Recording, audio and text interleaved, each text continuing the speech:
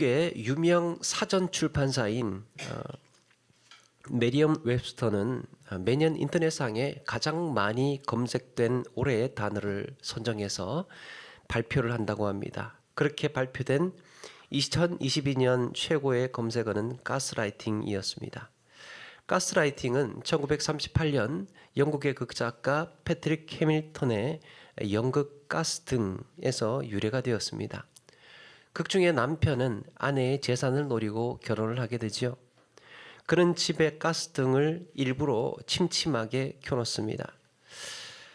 아내가 집안에서 이제 이 어두운 방을 보면서 말을 합니다. 우리 집이 왜 이렇게 어둡지? 왜 이렇게 캄캄하지? 그러니까 남편이 아니 괜찮은데? 당신 왜 그래? 당신이 잘못 본 거라고. 엉뚱한 소리 하지 말라고. 오히려 아내를 이상하게 보게 되죠. 그런 식이었습니다. 그렇게 아내를 정신적으로 문제가 있는 사람처럼 몰아갑니다. 그러다 보니까 어떻게 되느냐? 아내가 주눅이 드는 거예요. 내가 틀렸나? 내가 뭔가 잘못됐나? 그러면서 점점 자존감을 잃고 자신감을 잃어갑니다. 그리고 남편은 남편의 판단에 의존을 하게 됩니다. 그렇게 이제 남편은 아내를 통제하기 시작을 하는 거예요. 이것을 계기로 해서 가스라이팅은 자신의 이익을 위해서 타인을 속이고 조종한다라는 의미로 쓰이게 됐습니다. 한 신문 기사는 이 가스라이팅 이거에 대해서 기사를 쓰면서 허위 정보와 선동의 시대라는 타이틀을 달고 기사를 쓴 적이 있습니다. 오늘날 우리의 시대를 허위 정보와 선동의 시대래요. 이제는 타인을 지배하는 정신적인 학대를 넘어서 거짓 선동이라는 뜻으로 그 의미가 넓게 쓰이고 있다고 합니다. 가스라이팅. 그런데 흥미로운 것은 그 다음 해에 2023년도에 발표된 올해의 단어예요. 2022년 최고의 검색어가 가스라이팅, 거짓 선동이었다면 그 다음 해 2023년도에는 진정한 진짜의라는 단어가 최고의 검색어였다고 합니다. 그만큼 이제는 사람들이 진실을 갈망하고 진짜가 뭐냐 도대체 그렇게 생각하고 있다는 말입니다. 인공지능이 하루가 다르게 새로워지면서 딥페이크라는 기술이 고도로 성장하고 있습니다. 유명 연예인들이요 어디에 투자해서 내가 큰 돈을 벌었다 이런 영상들이 돌고 있습니다. 그런 메일 받아보신 적 있으신지 모르겠습니다. 정운성 씨 같은 사람이 나와가지고 내가 어디에 투자했는데 막 10배가 뛰었다는 그러면서 여기 연락해보라고 투자해보라고 그걸 영상으로 보여줘요. 그렇게 보여주는 영상도 있고요. 또 오래전에 고인이 됐어요. 고인이 된 가수가 지금 유행하고 있는 노래를 부릅니다. 우리는 여기에서 깜짝까지 속거나 놀라곤 합니다. 다 조작된 영상들이에요. 다 조작이 됐어요. 이렇게 우리는 진실과 거짓을 구분하기 어려운 탈진실의 시대를 살고 있습니다. 이제는 구분이 안 됩니다. 뭐가 진짜인지. 이것을 종합해보면 우리는 지금 진실에 목말라 있는 거짓의 시대, 상식과 분별력을 어지럽히는 선동의 세상을 살고 있는 겁니다. 그런데 이렇게 선동을 당하는 것은 지금이나 2000년 전이나 크게 다르지 않은 것 같습니다. 오늘 말씀의 유대인들은 복음을 전하는 사도들에게 불만을 품고 사람들을 선동해서 진리를 보지 못하도록 눈을 가리고 귀를 막고 있습니다. 이런 선동의 현장에 그들은 어떻게 복음을 전했을까? 우리는 과연 어떻게 사람들의 신뢰를 얻고 지금의 우리는 어떻게 사람의 신뢰를 얻고 그들의 마음을 움직이고 성경에 기록된 성경에서 말씀하고 있는 이 복음을 사람들에게 전할 수 있을까? 우리 말씀을 통해서 함께 생각해 보려고 합니다. 비시디아 안디옥에서 복음을 전하다가 쫓겨난 사도들은 이고니온이라는 곳으로 오게 됩니다. 이들은 지난번과 마찬가지로 회당을 찾아서 복음을 전하게 됩니다. 반응이 뜨거웠습니다. 오늘 1절에 보니까요. 유대와 헬라의 허다한 무리가 믿더라 그랬습니다. 엄청나게 많은 사람들이 바울과 바나바가 전하는 메시지에 열광했습니다. 와, 저런 게 있다고? 저렇게 구원받는다고? 그런데 여기서도 사도들이 전하는 복음을 거절한 유대인들이 있었습니다. 진리의 복음을 접한 사람들의 가슴이 뜨거워지고 은혜 가운데에 소망을 품기 시작하니까요. 여기에 불만을 품은 유대인들은 이방인들을 선동해서 사도들에게 대해서 악감정을 품게 합니다. 저 사람들 지금 율법 어지럽히려고 온 거야. 왜 왔겠어? 율법 어지럽히려고 온 거지. 이상한 사람들 많잖아. 저 사람도 그런 사람들이라고. 다 들으면 안 돼. 우리가 지켜온 전통을 무너뜨리고 하나님을 모독하는 거라고. 당신이 아직 잘 몰라서 그러는데 저거 조금 더 들으면 하나님을 모독하는 이야기야. 정신 바짝 차려야 돼. 막 그러면서 유대인들이 이방인들을 선동을 하는 거예요. 저 사람들 말 믿어. 내 말 믿어. 내 말 믿어야지. 이런 선동에 사람들이 분노하고요. 사도들을 그랬어? 정말 그랬어? 그래? 이러면서 막 그 사람들의 이야기에 귀를 기울이기 시작을 하는 거죠. 선동에는요. 반드시 증오의 대상이 등장합니다. 반드시 증오의 대상이 등장해요. 저 사람을 타도하여라. 저 사람을. 그래서 누구 하나는 죽어나가야 되는 선동. 바울과 바나바는 그런 위기에 처한 겁니다. 그런데 거기에 굴하지 않고 성경에 보니까 더 담대하게 그리스도의 이름을 선포합니다. 거기다가요. 표적과 기사까지도 보이면서 말씀이 진실임을 증명합니다. 표적과 기사는 말씀을 확증하는 역할을 해요. 그 말씀이 진짜라는 것을 확증해 줍니다. 선포되는 말씀만으로도 충분히 감동을 주고 은혜 가운데에 인도하지만 여기에다가 표적과 기사가 더해지면 도장을 찍어주는 거예요. 이게 맞다고 확신시켜주는 겁니다. 그런데도요. 이미 선동을 당한 사람들은 더 이상 진리의 말씀이 들리지를 않아요. 이미 선동을 당했기 때문이에요. 내가 이게 맞다고 보고 있는데 진짜가 보여줘도 이게 진짜인지 구분이 안 되는 겁니다. 여러분, 선동에서 우리의 감정이 건드려지잖아요.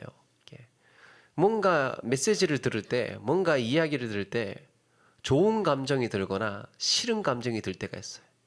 뭔가 누구 이야기를 들으면 그 좋은 감정이 무조건 좋아, 무조건 따라야 돼. 이건 무조건 싫어. 이런 게 감정적인 터치가 이루어지면요, 선동당했을 경우가 있어요.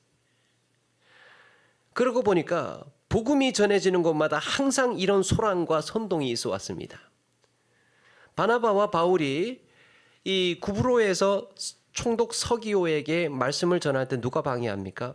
바예수라는 거짓 선지자가 곁에 서서 계속해서 집요하게 방해를 합니다. 이후에 비시디아 안디옥에 가서 유대인들이 십자가에 못 박은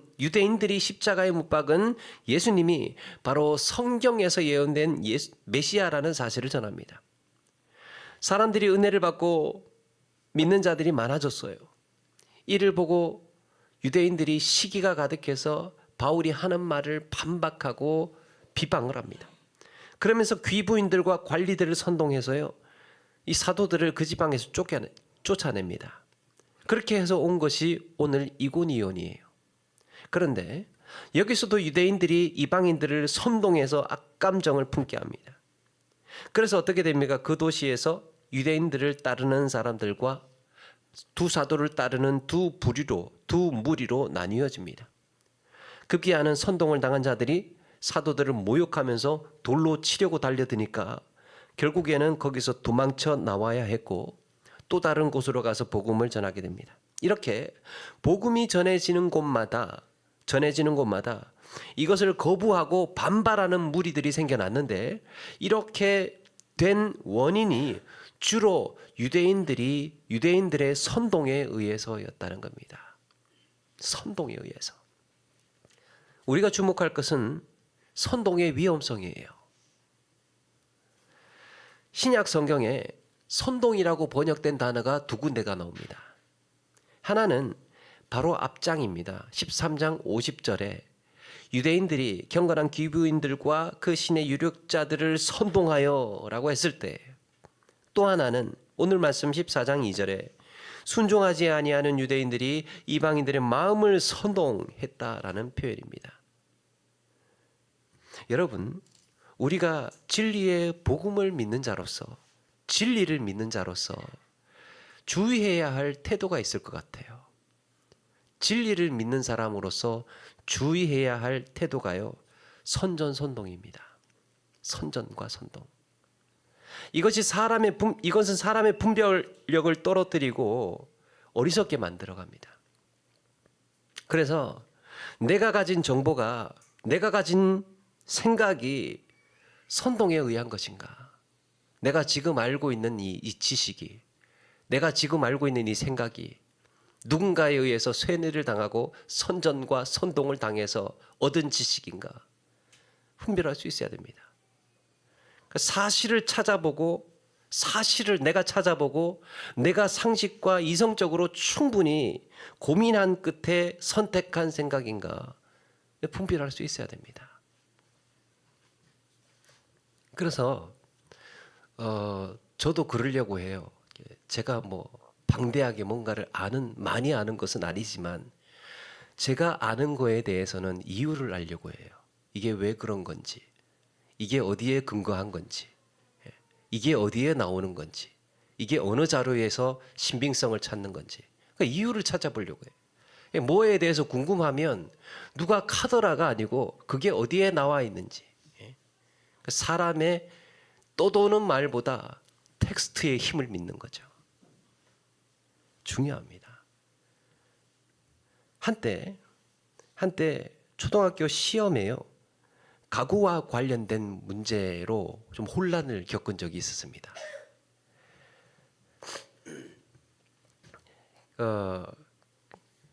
그 가구와 관련된 문제, 대부분의 아이들이 세탁기가 있었는데도 불구하고 침대를 골랐다는 거예요. 문제를 낸 선생님이 이제 그 문제가 그런 겁니다. 다음 중 가구가 아닌 것을 고르시오. 가구가 아닌 것을 고르시오. 그랬답니다. 대부분의 아이들이 세탁기가 있는데 침대를 골랐대요. 문제를 낸 선생님이 깜짝 놀라서, 아니 얘들아, 어떻게 이 문제가 침대야? 가구가 침대가 가구지. 그러니까 왜 침대가 가구가 아니냐 그러니까 아이들이 침대는 과학이잖아요. 그랬답니다. 그날 선생님은 침대를 가구로 이해시키는 데에 한참 설명을 해야 됩니다. 침대를 가구로 이해시키는 데에. 한 침대 회사의 선전 때문입니다. 짧고 간결한 자극적인 한마디에 설득되면 이후에 그것을 바로잡는 데에는 훨씬 더 많은 해설이, 설명이 필요해집니다. 선동이라는 말을 사전에 찾아보니까 글이나 말로 대중의 감정을 자극해서 집단적인 행동을 하도록 부추기는 것이라고 했습니다. 말이나 글이나 말로 대중을 자극해서 집단적으로 행동하도록 이렇게 부추기는 것을 선동이라고 했습니다. 여러분, 사람은 선전과 선동에 취약한 존재예요. 감정이라는 게 있기 때문에. 무엇이 진실인가 보다 내가 이미 그러고 싶은 것, 내가 이미 믿고 싶은 것, 그것이 정에 있는 경우가 많습니다. 프랑스의 귀스타브 르봉이라는 사람이 쓴 군중심리라는 책에요, 군중의 특성에 대해서 이야기를 한 적이 있습니다. 뭐라고 하느냐? 선동이 된 군중. 의식을 지닌 인격체는 사라지고 개인의 감정과 생각은 전부 한 방향으로 결정되어 하나의 집합적인 영혼이 된다. 무리는 하나의 집합적인 영혼처럼 움직인대요. 거기에 집단, 무리, 공동체가 선동되면 거기에 개인은 사라지고 마치 하나의 영혼인 것처럼 움직인답니다. 여기에는 각자의 생활이라든지 직업이나 성격이나 지적 수준이 상관이 없어져요. 공동체가 되는 순간, 선동된 공동체가 된 순간.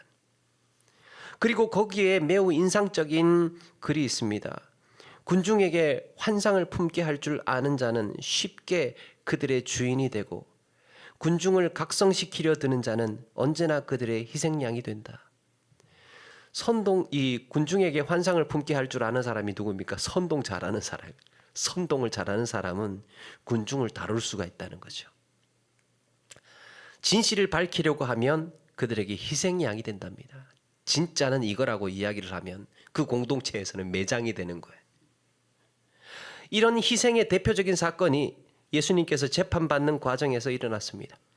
마가복음 15장 11절에 대제사장들이 무리를 충동하여 도리어 바라바를 놓아달라 하게 하니 빌라도 총독이 예수님을 놓아주려고 가장 극악한 죄인 바라바를 불러다가 예수님과 비교를 시켰습니다.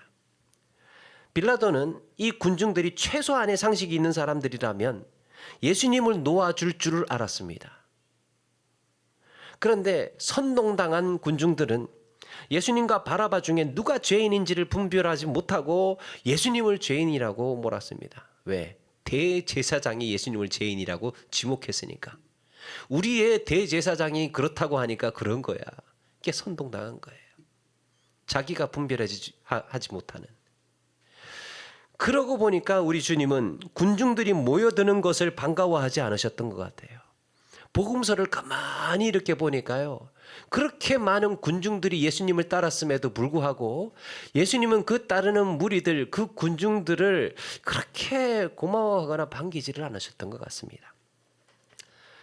예수님의 소문을 듣고 수많은 무리들이 모여들죠. 거기 갔더니 누구는 병을 고쳤다더라, 누구는 눈을 떴다더라, 누구는 안진뱅이가 일어났다더라, 누구는 떡도 준다더라. 사람들이 열광하면서 구름대와 같이 몰려들었습니다. 그런데 예수님은 사람들이 많이 모였다고 기분이 들뜨거나 좋아하셨던 흔적이 보이지 않습니다. 오히려 피하실 때도 있었고 그들을 떠나서 따로 기도하러 가시곤 했습니다. 거기에 크게 고무되지 않으셨습니다. 그런가 하면 반대로 예수님은 한 사람 한 사람에게 관심을 가지셨어요. 한 사람 한 사람에게. 예수님은 따르는 무리 너머에 있는, 따르는 저 무리 너머에 있는 맹인에게 발 디딜 틈 없이 예수님을 따르고 있는 그 무리 속에서 혈류증으로 슬퍼하고 있는 한 여인에게, 소외되고 관심 밖에 버려진 그 한 사람에게, 외면당하는 쇠간에 앉은 마태나 삭개오에게, 백부장에게, 우리 주님은 이렇게 한 사람을 찾으셨습니다. 그리고 한 사람의 인격적인 변화, 한 사람의 신앙 고백을 반기셨습니다. 그게 더 기뻤던 거예요. 무리가 그렇다더라 해서 막 따르는 것보다 정말 한 사람의 고백, 그 한 사람이 어떻게 마음을 결단을 하고 맹세를 했는지 거기에 기뻐하셨던 거죠. 그렇게 여러분, 한 사람 한 사람에게 전해진 복음은 한 시대를 흔드는 선동보다 더 오래, 더 큰 힘을 발휘하고 더 많은 열매를 맺었습니다. 선동은 바람과 같은 것으로 지나갈 수 있습니다. 한 시대를 그냥 휘젓고 갈 수는 있으나 역사의 역사, 세대가 세대를 이어가면서 그렇게 유지되지는 못하죠. 진리가 아닌 이상. 그렇다면 예수님과 그의 제자들은, 그리고 전도자들은 어떻게 사람들의 마음을 움직였고 신뢰를 얻고 믿음의 길을 가게 할 수 있었을까? 여러분, 사람의 마음을 움직이는 데에는, 집단의 마음을 움직이는 데에는 두 가지 방식이 있습니다. 사람의 마음을 움직이는 데 두 가지 방식. 하나는 선동이에요. 심장을 뛰게 하는 겁니다. 기가 막힌 말들로, 멘트로. 선동은 그런데 선택이나 결정이 의존적이에요.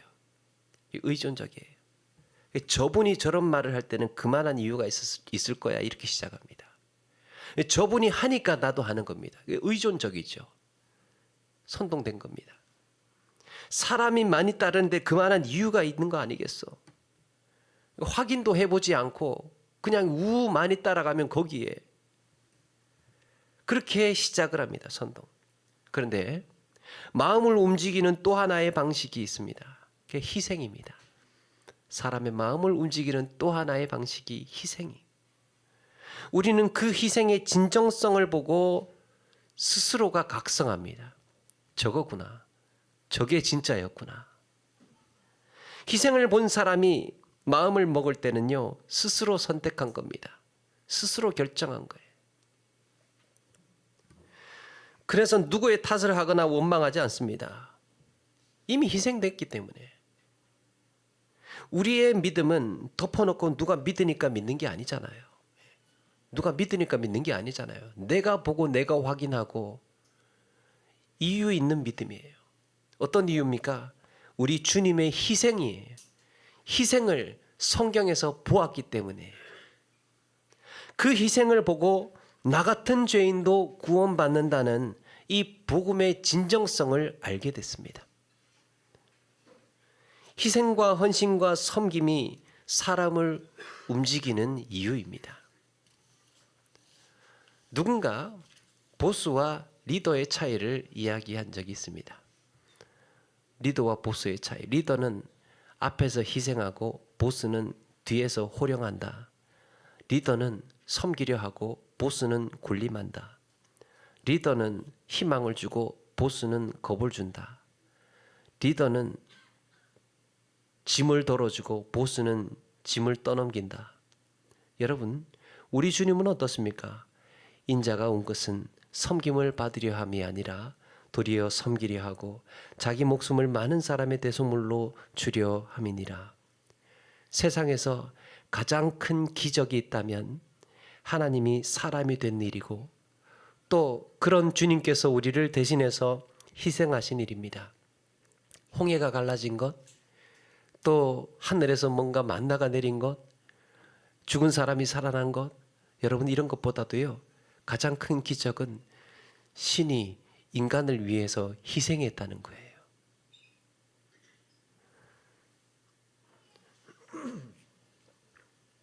그래서 그런 주님께서 우리를 대신해서 희생하신 일, 복음은 희생으로 완성되었습니다. 그래서 복음이 가진 속성은요, 복음이 가지고 있는 성격은 희생과 헌신과 섬김에 있어요. 생명의 복음은 희생의 그릇에 담길 때에 힘을 발휘합니다. 복음은 희생의 그릇에 담겨 있을 때에 능력을 발휘해요. 여러분, 우리가 감당해야 할 희생이란 어떤 것입니까? 이 어령의 80초 생각 나누기라는 책에 치매 아버지와 까치 이야기가 나옵니다. 치매 아버지와 까치 이야기. 아버지가 얘야, 저 새가 무슨 새냐? 치매가 있는 아버지가 창밖을 내다보면서 아들에게 물었습니다. 까치요.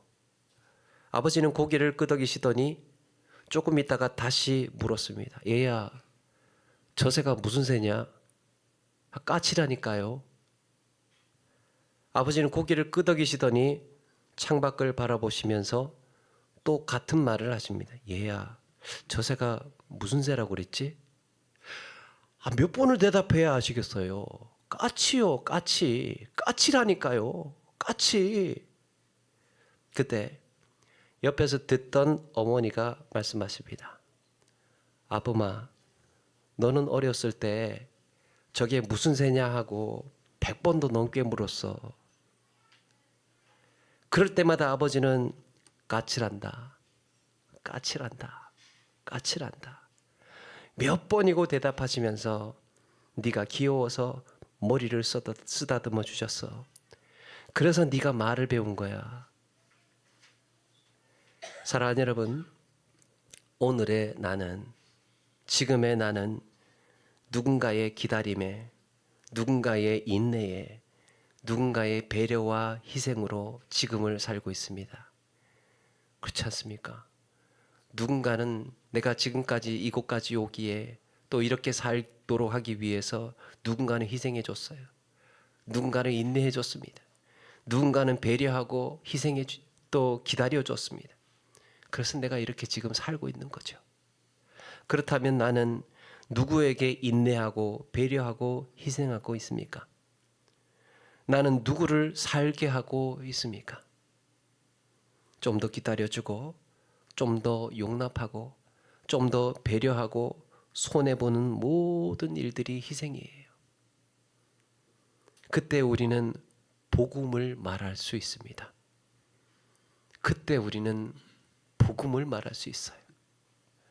진실에 목말라 있는 탈진실의 시대에 상식과 분별을 어지럽히는 선동의 시대에 사람들에게 진리의 복음을 전하기 위해서는 복음답게 전하는 겁니다. 복음을 가장 효과적으로, 가장 능력 있게, 가장 힘 있게 전할 수 있는 것은 복음을 복음답게 전하는 거예요.